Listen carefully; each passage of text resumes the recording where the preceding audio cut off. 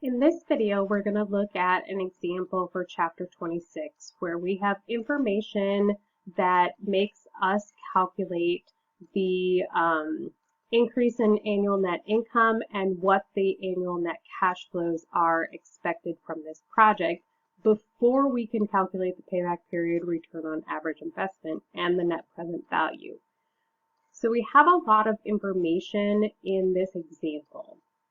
We're told that we want to create a new product line of scale model dinosaurs for a toy store. We have a price of $6 per unit. We're projecting we're going to sell 80,000 units a year. We have variable manufacturing costs of $2.50 per unit. We have incremental fixed manufacturing costs, not including depreciation, and any additional selling and general expenses related to this new product line. We have to invest $350,000 in equipment to make this product. We have a 3-year service life with a $20,000 salvage value. Our depreciation is going to be using a straight line basis depreciation, and all revenue and expenses other than depreciation are paid or received in cash. We have a 40% tax rate. So the first thing we want to do is calculate what our estimated increase in annual net income is from taking on this extra product line. So we're going to create an incremental income statement for this product. So we have our estimated sales of 80,000 units at $6 per unit. I forget not to put commas in. So that gives us estimated sales for this product line of $480,000. We have variable manufacturing costs of $2.50 per unit, so that's 80,000 times 250. 200,000. Our fixed manufacturing costs are 45,000. Our depreciation expense, so we have to calculate our depreciation expense. We have the historical cost of 350,000, a salvage value of 20,000, and the 3-year service life or useful life. So we take 350,000 minus 20,000, the salvage value, and divide that amount by 3 years. That gives us a depreciation expense of $110,000. Tells us that our selling and administrative expenses are $55,000. So our total expenses for this project, $410,000. We take our sales minus our total expenses. That gives us our income before taxes of $70,000.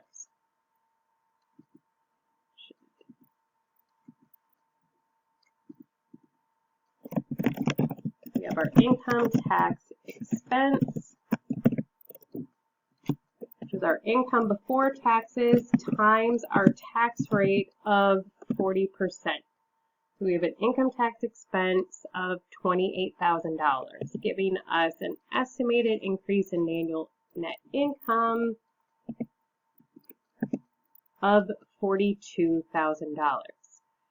Now remember, net income and cash flows are not the same exact thing. So that was part 1, calculating the increase in annual net income. Part 2 is looking at the annual net cash flows expected from this project. So we have cash receipts, that's our estimated sales.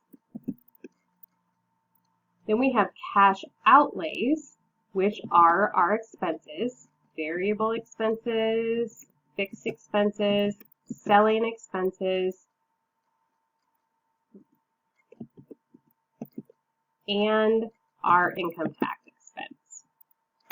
So our total expenses, depreciation is a non-cash expense. So our annual cash flows from this project are $152,000. You can see that that's our estimated increase in annual net income plus the $110,000 of depreciation expense give us our annual net cash flows from the sale of this project. Now we can use those annual net cash flows to calculate information about this project. The first thing that we want to look at is what is the payback period?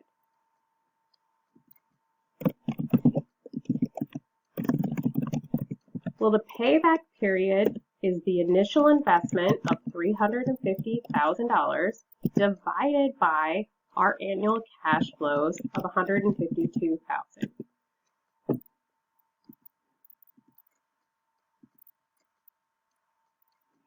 So it's 2.3 years to pay back.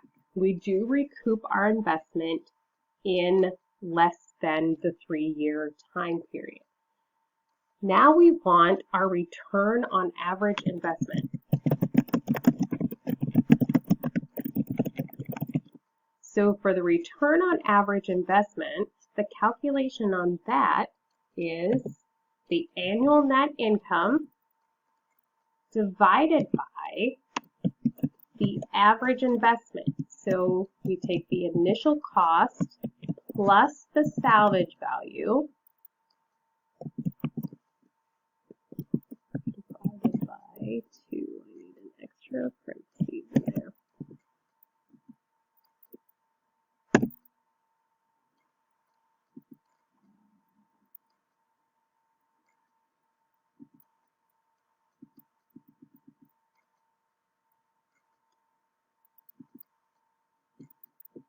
That is 23% or 22.7% is our return on average investment. So we already know this is going to have a positive net present value because our annual rate of return is 15%, is our required rate of return. So let's calculate what the present value of this project is. So first, we have annual cash flows of $152,000. If we go to our tables, we don't let Excel do the math for us. Remember, we're going to go to the present value of an ordinary annuity, and we're going to find this, so we'll go to 15%. Sorry about that pause. I needed to find a table that went to 15%. So we have a 3-year project at 15%, giving us a factor of 2.2832.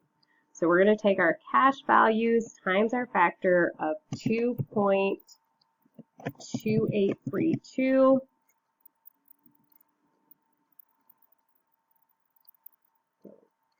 Back to our chapter 26 example.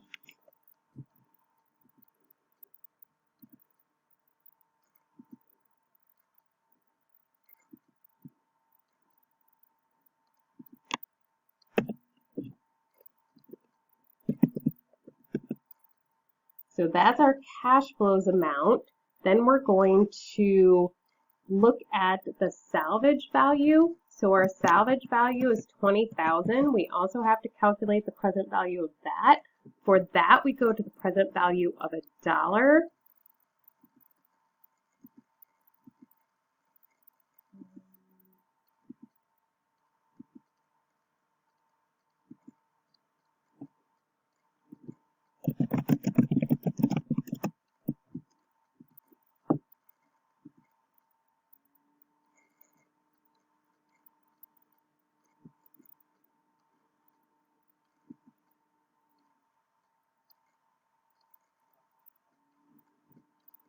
Future value, I go to present value.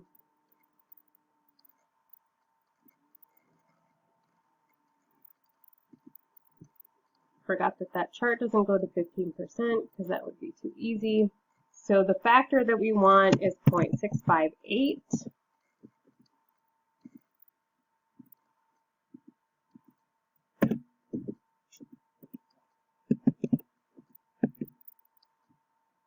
We're going to add those together.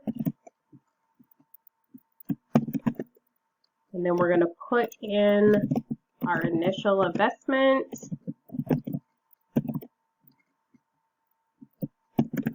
And that tells us that the net present value of this is $10,206. It has a positive net present value. So that's, of course, the long way of doing the net present value. The other way to do it is to put that we have 152,000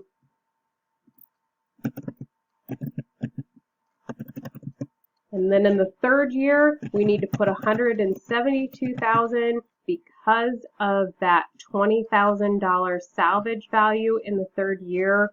Put our negative 350,000 amount for the outflow, and then we need our 15% rate of return, and we can do the net present value calculations in Excel.